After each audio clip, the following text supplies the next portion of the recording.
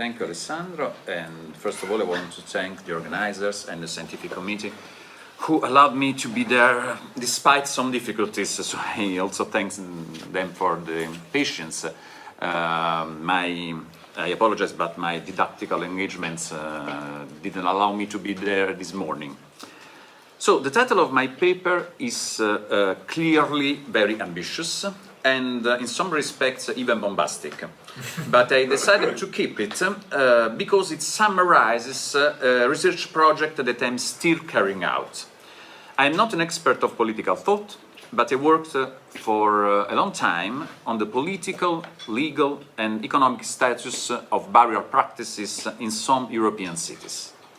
Working on these topics, I came across the definition of the right to burial as a natural right. And in trying to explore this issue, it seems to me that there were not many studies on this subject. For that reason, I pursued this research for some years, and it's now 5-6 years now. However, it is not yet complete, and so any suggestion or criticism from you, from the audience, will be very helpful to me. I was struck by the call for papers in this workshop because, among other things, it asked for case studies of the concrete application of natural rights in a context of a political struggle, which is exactly what I started from.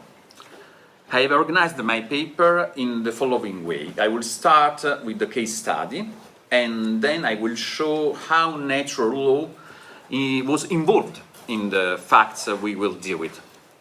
So our story begins in Naples in August 1711, a very hot summer, and not only because of the weather. The Kingdom of Naples was in the middle of the War of the Spanish Succession, and since 1707 it was under occupation by Austrian forces. In the context of a strong political clash with the papacy, the Emperor Charles VI supported the political faction in favor of a reduction of ecclesiastical, economical and political influence in the kingdom. This faction consisted mainly of a circle of jurists linked to a figure, Gaetano Argento, a member of the Collateral Council and a key figure of the Austrian government in Naples. During these 3 years, some members of Argento's party published pamphlets promoting the rights of the monarchy and of the Neapolitan citizen against the interference of the church. Above all, against the extraction of economic resources from the kingdom to Rome, according to a clear mercantilist approach to this problem.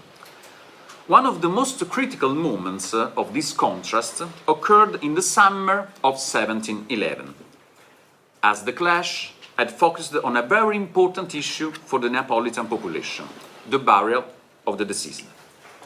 The dispute started at the end of a legal battle that lasted about a year between a Neapolitan confraternity and the powerful collegiate church of San Giovanni Maggiore. Just for give you an information, that is the church that was in front of the restaurant where yesterday we had our dinner.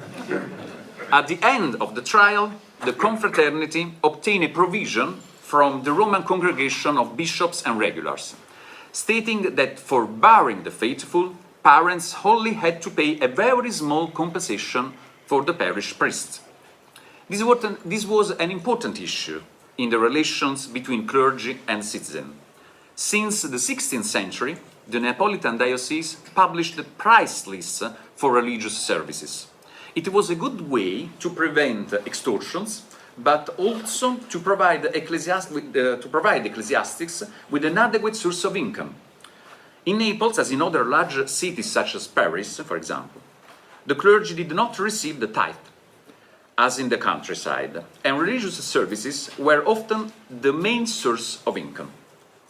Among these services, the most valuable was certainly the funeral one, especially in large, overcrowded cities such as Naples, London, or Paris. Just very few informations. The funeral service consisted of two components: The first one is the ceremony, and the second one is the burial. This is a very complex issue, and on which there is a very good literature, such as the work of a legal historian, Italian legal historian, Elsa Marantonio Sguerzo. But for my purposes, it is important to remember that funerals and burials were not sacraments. So it was legitimate for the clergy to ask for a compensation for the work done, according to the church tradition. In the last years of the 17th century, the Kingdom of Naples devalued the currency, causing a rise of prices. Consequently, the diocese increased the emoluments for funerals and burials, and that issue was therefore highly topical. The reaction of the Neapolitan parish rectors to the congregation decree was very radical. During the first 2 weeks of August 1711, the churches were closed and burials prohibited, provoking a violent reaction from the population, who ended up abandoning the corpses in front of church's door. Under the guidance of Argento, the government intervened to find a compromise with the bishop, but with the condition of reducing permanently the economic demands of the diocesan clergy.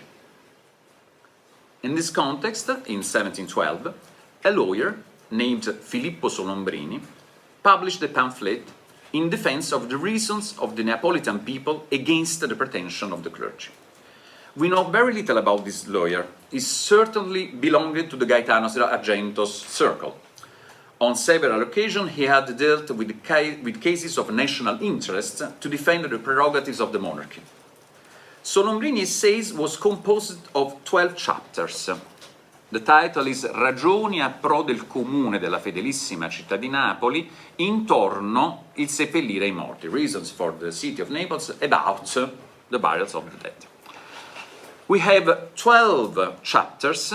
The first 5 are dedicated to demonstrating that burial was a free act according to the law of the nature, the law of the nations, the divine will, the canon law, the civil law, and even the local diocesan regulations. In this order, the other chapters are a development of some juridical arguments against the pretensions of the Neapolitan clergy. If we look at this hierarchy, it is already very interesting, because natural rights as well as the jus gentium are placed before all other ones. Each of these first chapters presented a review of a considerable number of authorities supporting the arguments of the lawyer. In short, it was a sort of compendium of history of the right to bury. The first 2 chapters are the most interesting for us. Solombrini declares that the right of burial was observed free of charge in all nations, even the barbaric and the uncultured ones. The first quotation is the famous passage from Sophocles' Antigone, in which the Theban princess, wanting to complete the funeral rites of her brother Polyxenes, faced the interdiction on this burial issued by King Creon. Solombrini reported Antigone's response to the accusation of having broken the laws promulgated by the sovereign. The Neapolitan lawyer claimed to have taken this quotation from the Semestrium, a work by the French jurist Pierre Dufour de Saint-Jory. Dufour was a pupil of Jacques Cujas, also mentioned by Solombrini, and he was among the greatest exponents of the French legal humanism, which had a great importance in the Neapolitan culture of the second half of the 17th century. But Dufour was also Grotius' main source in defining the right to bury as a natural right, even if the Dutch philosopher never quoted it. It is well known that in the chapter 19 of the book 2 of the Iure Belli ac Pacis is dedicated to the Iure Sepulture. You can see here, I think it's readable, the Iure Sepulture. It is sufficient to compare the 2 texts by Grotius and Dufour to understand which was the main source of the Dutch jurists. Again, from Dufour, Solombrini drew some examples from the animal world, such as bees, ants, elephants, and dolphins, which had the custom to bury their dead.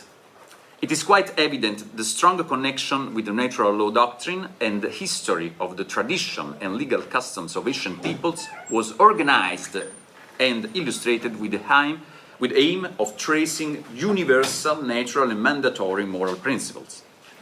Many of the texts used by the Neapolitan lawyer had been put into the index of forbidden books. Nonetheless, Solombrini avoided presenting too radical arguments. He was able to read these books because, especially in the library of Gaetano Argento, we know that there were a lot of these forbidden books. But it is not so. Solombrini used a sort of prudence in exposing his idea. This is very evident when he quotes another essay, the essay, this is the translation in English of the most important part of the beginning of the chapter. The Sepultura Veterum from the Lutheran theologist Johann Andreas Quenstedt. Quenstedt was another supporter of Dufour and Grotius in including burial as ius gentium.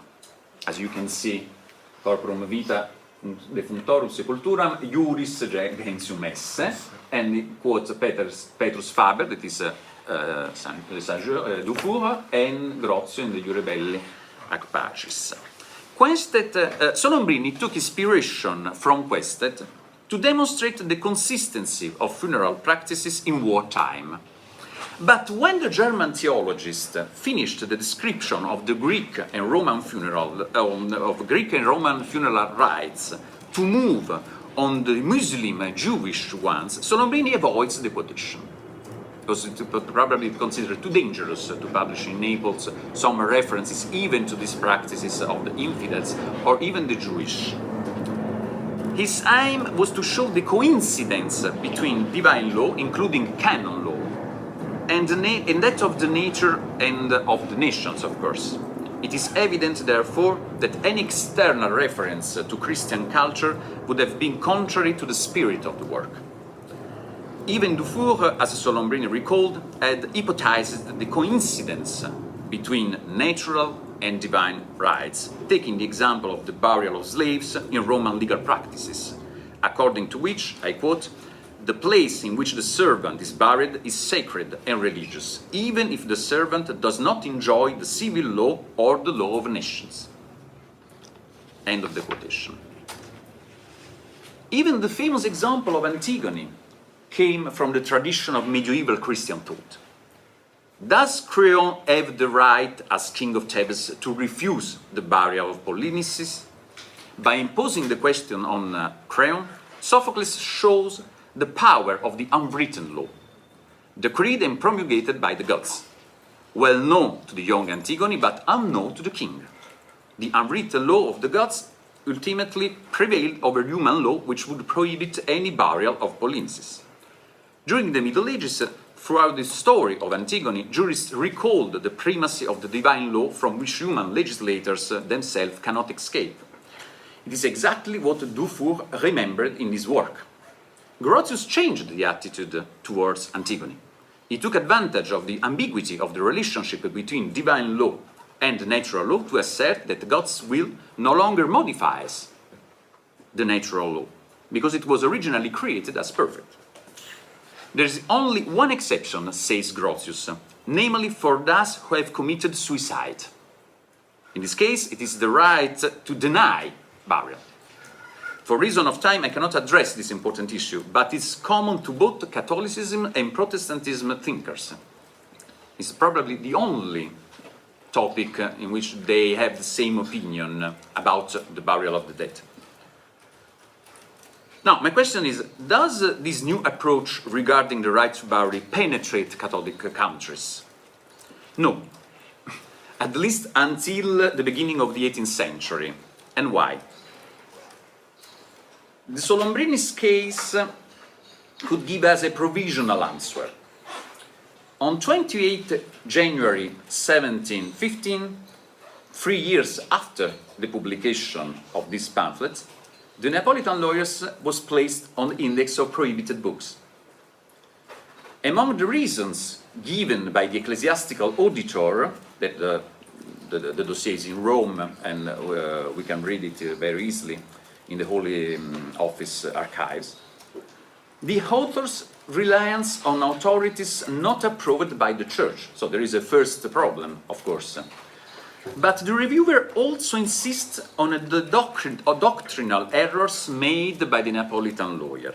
In fact, he assigned to the lay magistrate a task that was a responsibility of the ecclesiastical judge, namely deciding whether or not to deprive the deceased person of burial. The problem is this: there is a political struggle between the Church and the state about who had to decide about the burial of the deceased, because the Church could deprive the possibility of a Christian burial for example, sinners that dead in particular circumstances. If we are talking about a natural right, this poses a problem in the relationship between the state and the Church. The Church punished sinners who died without repentance by depriving them of the right to burial. The same right which in the Protestant area was now regarded as a natural, and which some thinkers in Catholic countries also began to regard in the same way.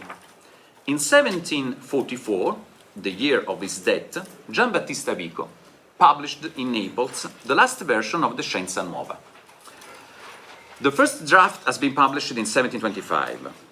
Vico, like others in Naples, frequented the Gaetano Argento's circle. And during the burial crisis in Naples, he was 43 years old. Quite sad to understand the particular situation. In the book 1 of his main work, the philosopher identifies religion, marriage, and burial as a fundamental customs, or we can say constants, of human civilization.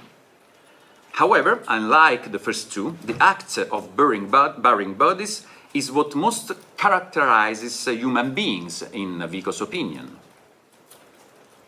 Humanity began with umare, the burial. That is why we have taken it as the third principle of this science, so the new science he proposed.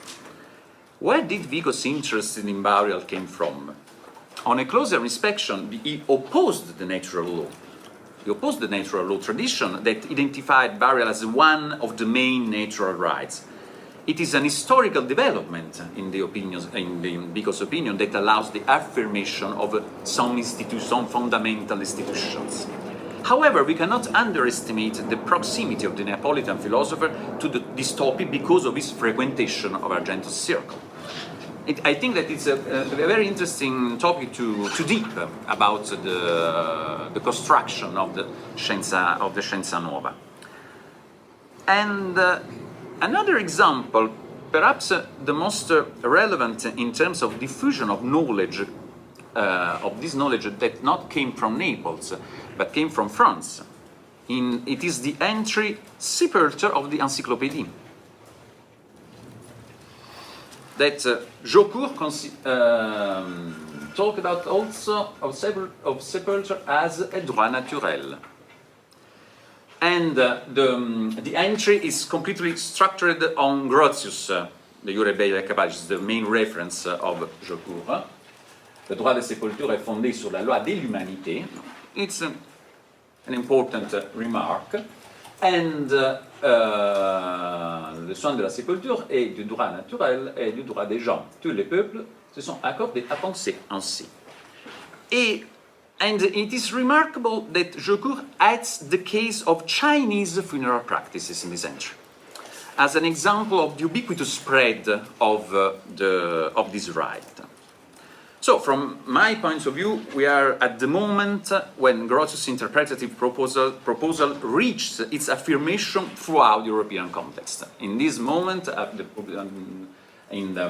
the publication of the Encyclopedia, even in Catholic countries, these principles are probably spread. It is a part that I need to improve of my research. But I think I tried to show you, to convince you that this challenge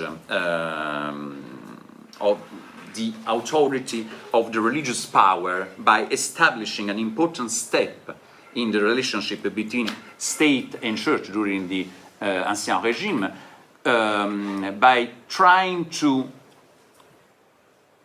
take an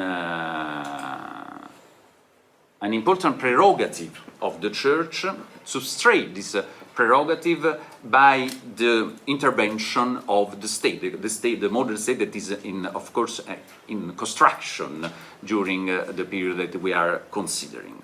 So I thank you for your attention.